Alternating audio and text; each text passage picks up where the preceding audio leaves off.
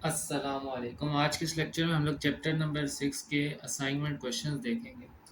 तो सबसे पहले असाइनमेंट क्वेश्चन के अंदर उसने हमें एक आयरन ऑब्जेक्ट दिया है जिसकी डेंसिटी हमें उसने बता दी है कि 7.8 ग्राम पर सेंटीमीटर क्यूब है। और उसने कहा है कि 200 न्यूटन जो है ना वो लाइटर है वाटर के अंदर, यानी कि कोई भी ऑब्जेक्ट है। तो फॉर एग्जांपल अब मैं अगर ये ऑब्जेक्ट बनाता हूँ एक, तो अब ये पानी है ना, ठीक है, इसके अंदर अब मैंने एक ऑब्जेक्ट रखा हुआ, फॉर एग्जांपल 200 न्यूटन लाइटर महसूस हो रहा है।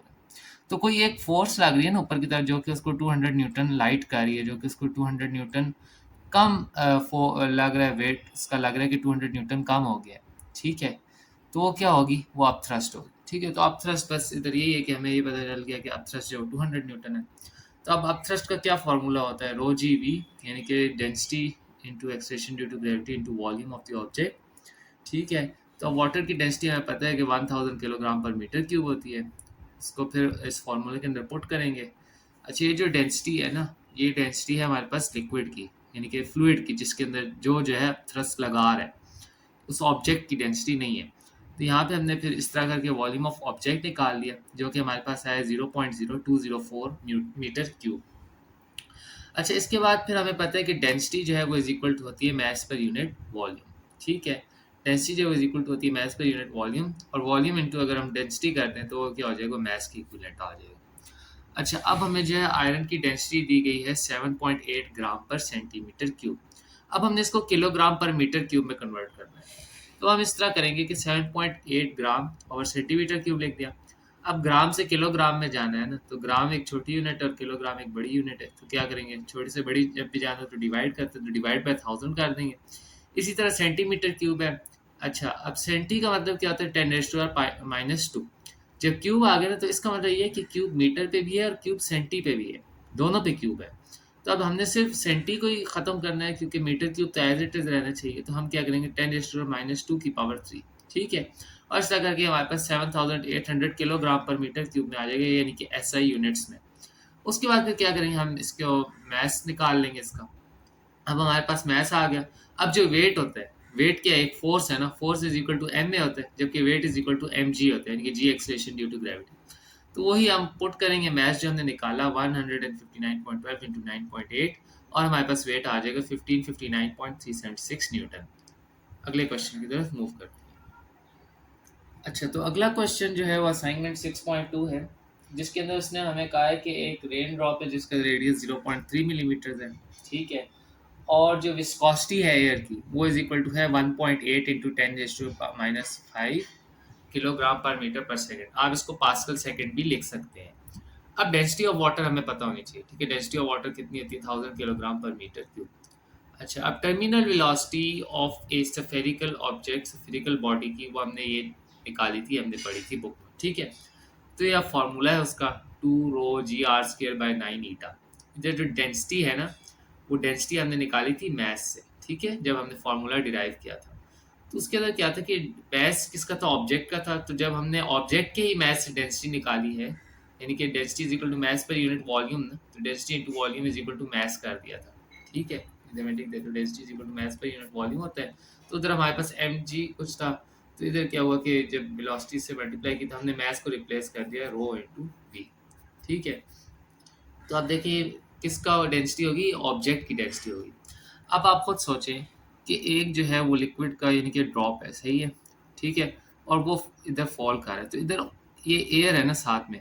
तो अब ये फॉल कर रहा है, तो इस पे आप मुझे बताएं कि इसकी डेंसिटी, इसमें ऑब्जेक्ट ये है ना, तो ऑब्जेक्ट की डेंसिटी क्या होगी, जो डेंसिटी ऑफ वाटर होगी, क्योंकि लिक्विड का ड्रॉप है, ठीक है।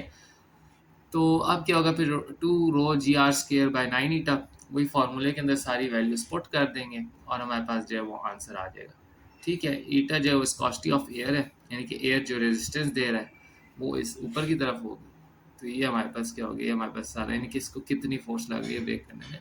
तो ये विस्कोसिटी आ गया, और इसके बाद हमारे पास टर्मिनल वेलोसिटी आ गई 10.89 मीटर पर सेकंड, यानी कि इतनी टर्मिनल वेलोसिटी अटेन करेगा ये वाला जो वाटर का ड्रॉपलेट है।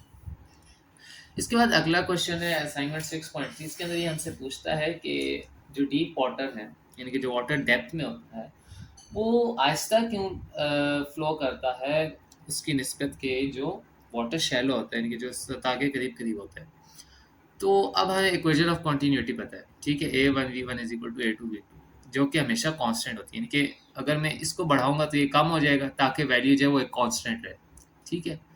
तो अब क्या होता है कि जो डीपर रीजन होते हैं ना, इनके जैसे जैसे हम डेप्थ में जाते हैं तो जो एरिया ऑफ क्रॉस सेक्शन होता है वो क्या होता है, वो बड़ा होता जाता है। तो अब जैसे जैसे एरिया ऑफ क्रॉस सेक्शन बड़ा होगा तो अब वेलोसिटी को जो है वो कम होना पड़ेगा। ठीक है। अगर वेलोसिटी कम नहीं होगी तो फिर तो कांस्टेंट, यानी कि जो वैल्यू कांस्टेंट होनी चाहिए थी वो तो चेंज हो जाएगी। यानी कि फॉर एग्जाम्पल अगर 10 वैल्यू आ रही है तो अगर वेलोसिटी भी ना इंक्रीज और डिक्रीज और एरिया सिर्फ बढ़ जाए तो फिर तो कांस्टेंट से वैल्यू ज़्यादा हो जाएगी ना। तो इस वजह से क्या होगा कि अगर एरिया बढ़ेगा तो वेलोसिटी कम होगी और अगर एरिया कम होगा तो वेलोसिटी बढ़ जाएगी, क्योंकि अब एरिया ऑफ क्रॉस सेक्शन जैसे जैसे हम डेप्थ में जाते हैं तो बढ़ता जाता है। तो इस वजह से जो वेलोसिटी है वो कम हो जाएगी और ये इसका फाइनल आंसर होगा कि इसी वजह से जो वेलोसिटी है वो डीपर रीजन से जो पानी फ्लो कर रहा होता है वो कम होती है। जो असाइनमेंट 6.4 है ये थोड़ी सी मुश्किल है लेकिन आसान, एक दस समझ आ जाएगी तो फिर उसके बाद कोई मुश्किल नहीं। इसके अंदर से हमें ना एक स्पीड ऑफ एयर देती है, तो सबसे पहले तो हम विंग बना लेते हैं। ठीक है। अब विंग जो है फिजिक्स में हर चीज़ आप रेक्टेंगल के तौर पे करेंगे, यानी कि एरिया जो है equal to length multiply width. ठीक है। अब देखिए, अब ये विंग है ना एरोफॉइल की शेप में। ठीक है। एक इसके ऊपर से हवा गुजरेगी और एक इसके नीचे से हवा गुजरेगी। ठीक है। अब जो नीचे से गुजर रही है ना उसकी वेलोसिटी जो है वो क्या है, वो कम है, वो 410 मीटर पर सेकंड है। ठीक है। और जो ऊपर से गुजर रही है वो कितनी है, 450 मीटर पर सेकंड। ठीक है। चनाचे अब क्या होगा कि एक प्रेशर जो है वो यहाँ से, यानी कि एक जगह पे जो है वो एयर का प्रेशर जो है वो लो हो जाएगा और एक जगह पे एयर का प्रेशर हाई हो जाएगा।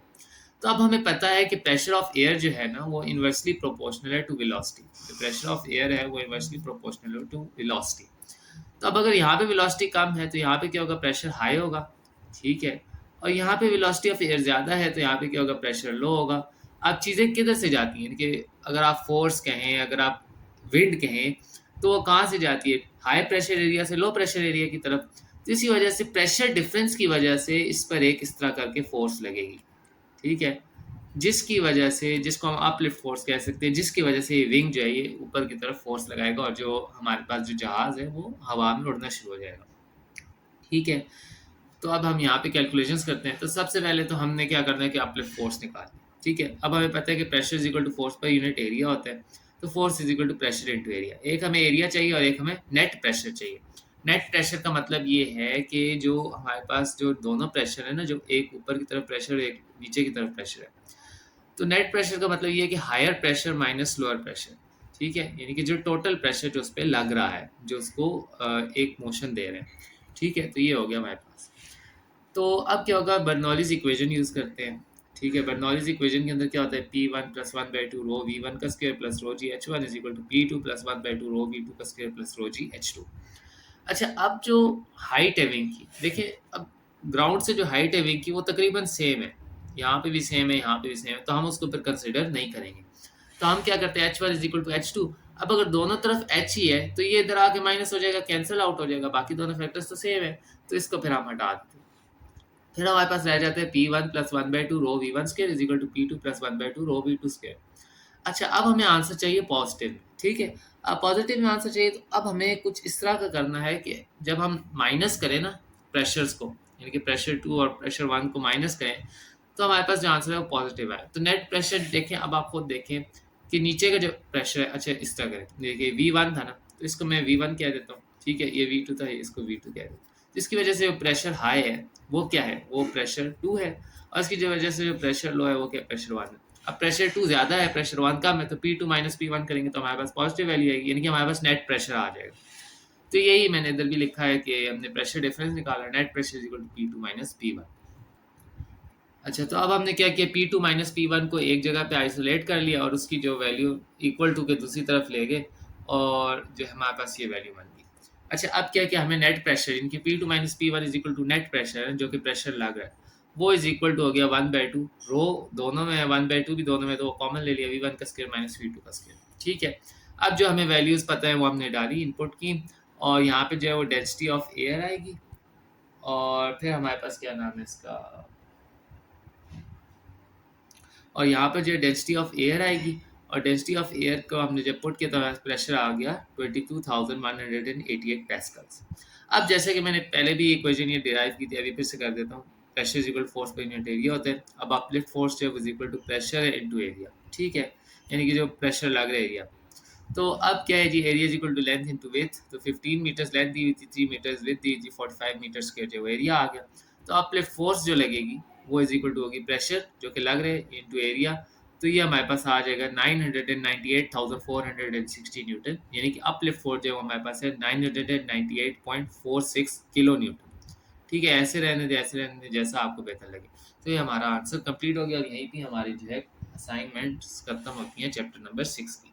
होपफुली आपको समझ आया होगा। तो अगर कोई भी क्वेश्चन हो कमेंट सेक्शन में लिख दें, और इसी तरह के और कंटेंट के लिए चैनल को लाइक और सब्सक्राइब करें। अगली वीडियो में मिलते हैं। अल्लाह हाफिज़।